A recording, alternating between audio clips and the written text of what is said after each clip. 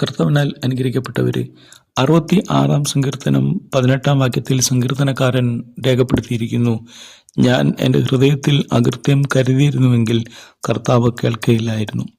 ദൈവം എൻ്റെ പ്രാർത്ഥന കേൾക്കണമെങ്കിൽ, എൻ്റെ പ്രാർത്ഥനാ ശബ്ദം ശ്രദ്ധിക്കണമെങ്കിൽ, എൻ്റെ പ്രാർത്ഥന തള്ളിക്കളയാതിരിക്കണമെങ്കിൽ, അവൻ്റെ ദയ എങ്കിൽ നിന്ന് മാറ്റപ്പെടാതിരിക്കണമെങ്കിൽ എൻ്റെ ഹൃദയത്തിൽ അകൃത്യം കരുതാതിരിക്കണം.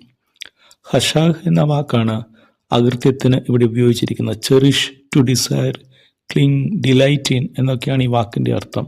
ഇത് കേവലം ഒരു പാപത്തെ പറ്റിയുള്ള ഓർമ്മ മാത്രമല്ല, ചെയ്തികളെപ്പറ്റി മാത്രമല്ല, ഒരാളുടെ ഹൃദയത്തിൻ്റെ ഉള്ളിലിട്ട് താലോലിച്ചുകൊണ്ടിരിക്കുന്ന, എംബ്രേസ് ചെയ്തുകൊണ്ടിരിക്കുന്ന, അതിനെ തന്നെ അഭിരമിച്ചുകൊണ്ടിരിക്കുന്ന ഒരവസ്ഥയെപ്പറ്റിയാണ് പറയുന്നത്. Holding on to it, taking delight in it internally.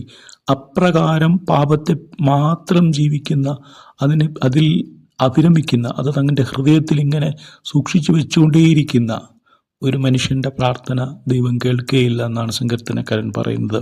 എന്നാൽ ദൈവം എന്നെ കേൾക്കുവാനും എൻ്റെ പ്രാർത്ഥന ശബ്ദം ശ്രദ്ധിക്കുവാനും എൻ്റെ പ്രാർത്ഥന തള്ളിക്കളയാതെ ഇരിക്കുവാനും തക്കവണ്ണം ഞാൻ ഹൃദയത്തിൽ അകൃത്യം കരുതാതെയിരുന്നു എന്നാണ് സങ്കീർത്തനക്കാരൻ ഓർമ്മിപ്പിക്കുന്നത്.